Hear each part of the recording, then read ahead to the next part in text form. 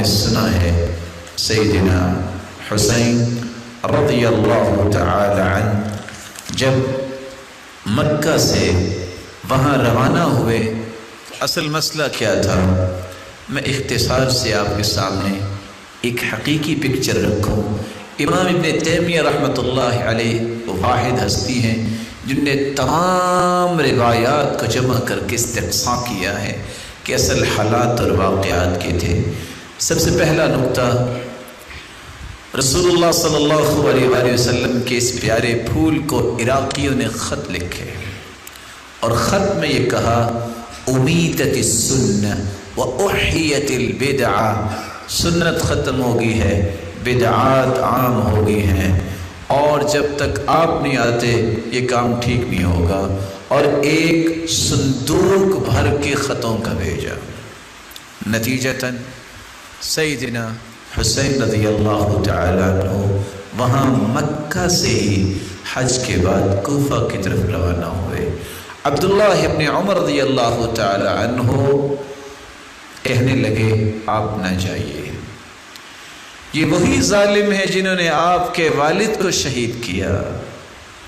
عبداللہ بن عباس نے فرمایا آپ نہ جائیے۔ ابو بکر بن عبد الرحمن بن حارث بن ہشام نے فرمایا آپ نہ جائیے، یہ وہی ظالم ہے جنہوں نے آپ کے والد کو شہید کیا۔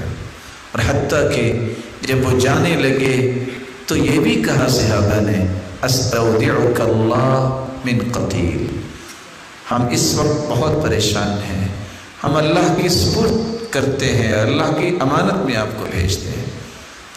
جب یہ جا رہے تھے فرزدق شاعر بھی ملا، اور فرزدق شاعر نے کہا کہ اگر مجھے یہ پتہ ہو کہ آپ رک جائیں گے تو میں آپ کی سواری کے سامنے لیٹ جاتا ہوں، آپ نہ جائیے، ان لوگوں پہ اعتماد نہ کیجیے۔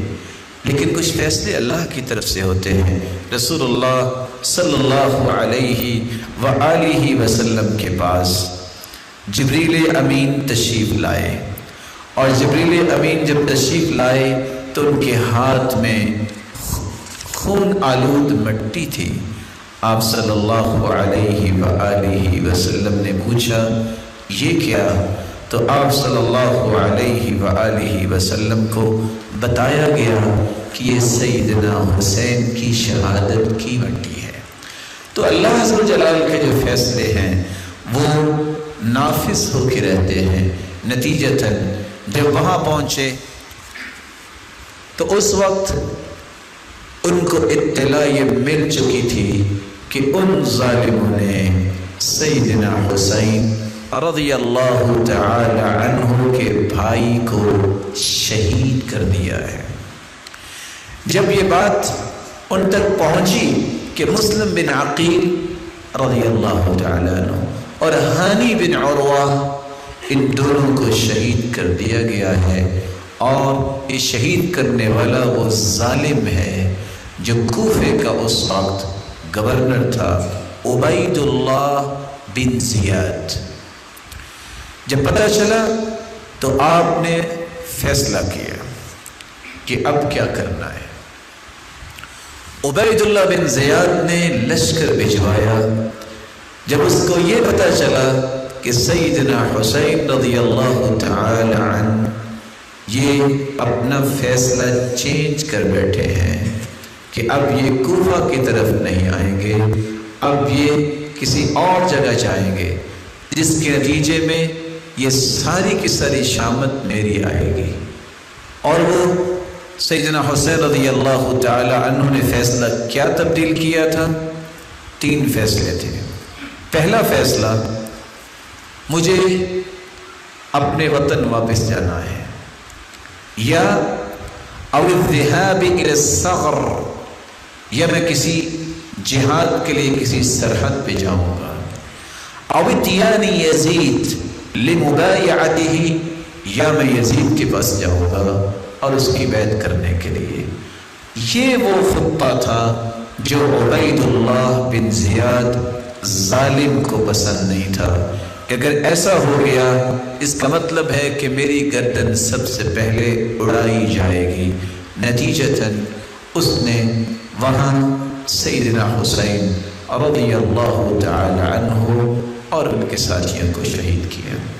جو یہ خبر پہنچی یزید کے پاس تو سب سے پہلے انہوں نے کیا کہا؟ لعن اللہ ابن مرجانہ، اللہ لعنت کرے ابن مرجانہ پہ، یعنی عبید اللہ بن زیاد پہ، کہ جس نے یہ اتنا بڑا غلط کام کیا ہے۔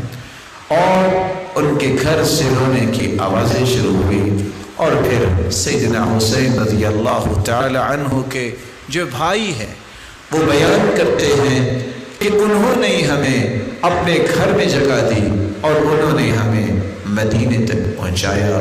جب مدینے میں آپ کا جسد خاکی تو وہاں ہی اس کی تدفین کی گئی، لیکن آپ کے سر مبارک کو مدینہ میں لایا گیا۔ سب لوگ اس وقت عمر بن سعید کے پاس جمع تھے۔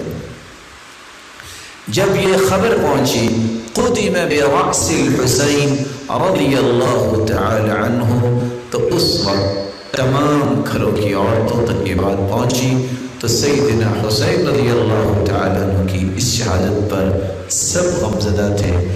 اور یہ ظالم شمر جو عبید اللہ بن زیاد کے اشارے پہ جس نے شہید کیا تھا، پھر اللہ ذو جلال نے اس کو عبرت ناک سزا دی۔ جس طرح اس نے اس ہستی کو شہید کیا، اسی طرح ہی عبید اللہ بن زیاد کی حالت ہوئی، جس کا احادیث میں حال موجود ہے۔